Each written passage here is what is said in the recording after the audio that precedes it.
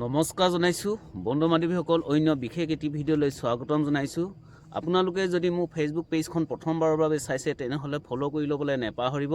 লগতে আপোনালোকে মোক বহুত বেছি মৰম দিব বুলি আশা কৰিলোঁ বন্ধু বান্ধৱীসকল। এইখন কুন্দিল নদী হয়, মই কুন্দিল নদীৰ পাৰত পালোহি, দেখিলেনে? এইখন কুন্দিল নদী হয় আৰু সেইখন কুন্দিল নদীৰ ব্ৰিজ, আৰু সেই ব্ৰিজখনৰ ছাইডৰ ফালৰ পৰা আহি এই নদীখনৰ গৰাত আহিলোঁ। মই আপোনালোকক কৈছোঁ, নদীখন দেখিছে আপোনালোকে, এই নদীখন আচলতে আমাৰ খুব আপোন এখন নদী হয়। কুন্দিল নদীৰ ওপৰত এখন ব্ৰিজ আছে, ব্ৰিজখন প্ৰায় আপোনাৰ ধৰক 150 মিটাৰমান দৈৰ্ঘ্য, ব্ৰিজখন প্ৰায় 150 মিটাৰমানৰ দৈৰ্ঘ্য। তো খুব ভাল লগা পৰিৱেশ আচলতে কি হয়,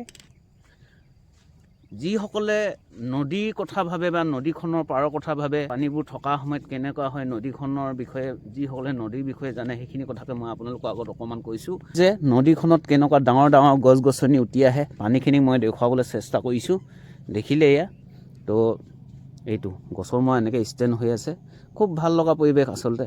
আৰু কি হয়, এই যিখিনি ঠাই মই আপোনালোকক দেখুৱাইছোঁ, আচলতে এটা সময়ত এই নদীৰ পাৰত বিৰাট ডাঙৰ ডাঙৰ গছ গছনি আছিলে, গম পাইছেনে?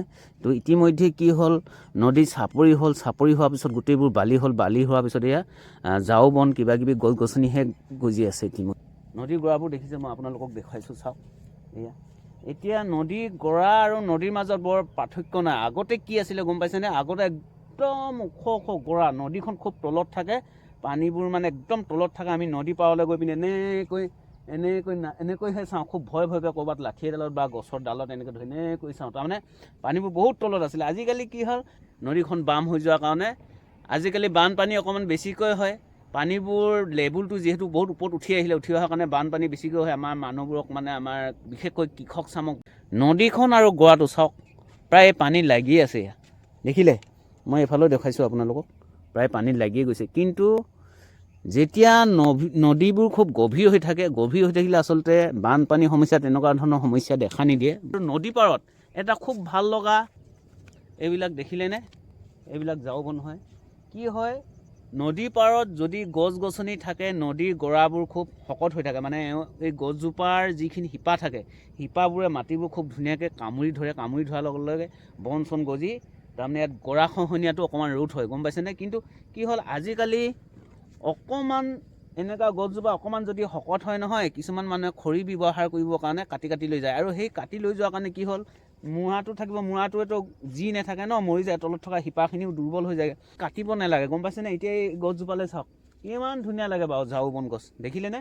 ইয়াত দেখিছে, ইমান ধুনীয়া লাগে। এই গছ গছনিবোৰ যদি ৰখা হয়, অলপ ডাঙৰ ডাঙৰ হ'লে ইয়াত শিপাবোৰ ধুনীয়াকৈ বালিৰ মাজত কামুৰি মেলি অকণমান টাইট হ'ব বা বন গজিব, তেতিয়া নদীখনে গৰা খহনীয়াটো ৰোধ কৰিব পাৰে। কিন্তু আমাৰ মানুহবোৰে বুজি নাপায়, গম পাইছেনে বন্ধু বান্ধৱীসকল?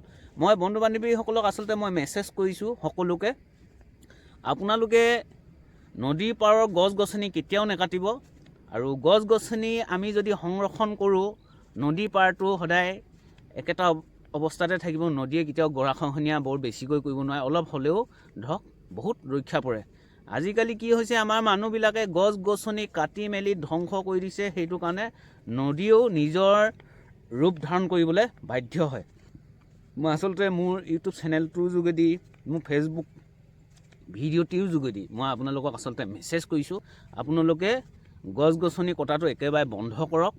বন্ধ কৰিলে আমাৰ সকলোৰে সুবিধা। আৰু চবতকৈ ডাঙৰ কথা, এতিয়া পৃথিৱীখনৰ তাপমাত্ৰা বহুতেই বৃদ্ধি হৈছিল। এইকেইদিন বাৰু ঠাণ্ডা দিন হৈছে, ক'বলৈ নাই বাৰু, ঠাণ্ডা দিনৰ অনুমান কৰিব নোৱাৰি।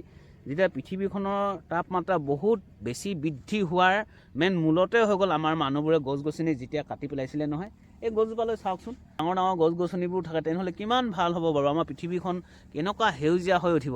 আৰু গছ গছনি নোহোৱাৰ কাৰণে কি হয়, এনেকৈ যদি সদায় এজোপা এজোপা এজোপা এজোপা এজোপা এজোপা আমি যদি গছ গছনি কাটি থাকোঁ, এদিন আমাৰ এই ঠাইখন বা পৃথিৱীখন আমাৰ এনেকৈ মৰুভূমি হ'বলৈ বৰ বেছি দিন নাই। আমি নিজৰ কথা বা অলপ কিবা ইনকমৰ কথা ভাবি গছ গছনি কাটিছোঁ নিজৰ সুখৰ কাৰণে, বেলেগ হয়। কিন্তু আমি মানৱ জাতিটোকে ধ্বংস কৰি আছোঁ, গম পাইছেনে বন্ধু বান্ধৱীসকল? গতিকে বন্ধু বান্ধৱীসকল, আপোনালোকক সকলোকে অনুৰোধ কৰিছোঁ, আপোনালোকে গছ কটাটো একেবাৰে বন্ধ কৰক। আৰু আপোনালোকে নিশ্চয় এইকেইদিন শুনি আছে ন, দীঘলী পুখুৰীৰ কাষত থকা যিখিনি গছ গছনি আছিলে সেইখিনি গোটেইখিনি কাটিব বোলে, কিবা অভাৰৱে কিবা উৰণীয়া ৰাস্তাৰ ওপৰত ৰাস্তা বনাব বুলি কৈছিলে, ডাঙৰকৈ কিবা ব্ৰিজ বনাব, উৰণীয়া সেতু বনাব কিবা বুলি কৈ থকা শুনি আছোঁ। তো এই বস্তুখিনি কি হয়, আমাৰ আপোনালোকেতো চবৰে সকলোৱে গম পাই আছে যে জুবিন দাই ইয়াত অবজেকশ্যন কৰিছে বা লগতে বহুত লোকেও অবজেকশ্যন কৰিছে বাৰু। তো সেইখিনি আচলতে হয় বাৰু, কথাটো নোহোৱাও নহয়। আৰু এটা কথা শুনিছিলোঁ, এই গছ গছনিবোৰ কটাতকৈ কিবা অকণমান যদি পদ্ধতি আছে, অলপ বেলেগ ফালৰ পৰা যদি কিবা এটা বেলেগ ধৰণৰ শক্তি আছে, খুব ডাঙৰ গাড়ী আনি মোৰ মতে গছ কেইজোপা নকটাকৈ উঘালি নি বেলেগ জেগাত ৰোপণ কৰিব পৰা হ'লেতো বহুতেই ভাল। ভিডিঅ'ত চাইছিলোঁ আমাৰ মুখ্যমন্ত্ৰী ডক্টৰ হিমন্ত বিশ্ব শৰ্মা ডাঙৰীয়াৰ মুখত অকণমান শুনিছিলোঁ, তেখেতে কৈছিলে এটা ভাষণত যে কিবা আছে বোলে গছ পুলি, ডাঙৰ গছকো ধুনীয়াকৈ উঘালি কোনোবা এডোখৰ জেগাত সলনি কৰি ৰুব পৰা এটা ব্যৱস্থা আছে বুলি কৈছে। ঠিক তেনেকুৱা ধৰণৰ যদি কৰিব পৰা হয়, তেতিয়া প্ৰতিবাদখিনিও নোহোৱা হৈ যাব, প্লাছ আমাৰ গছখিনি গছ অৱস্থাতে থাকিব, গছখিনিও নষ্ট নহয়, বা ৰাস্তা পদূলি যি নিৰ্মাণ কৰিম বুলি ভাবে সেইখিনিও হৈ উঠিব। গতিকে তেনেকুৱা ধৰণৰ কৰিলেও ভাল। বন্ধু বান্ধৱীসকল, মোৰ এই সৰু ভিডিঅ'টো মই আপোনালোকক দিলোঁ।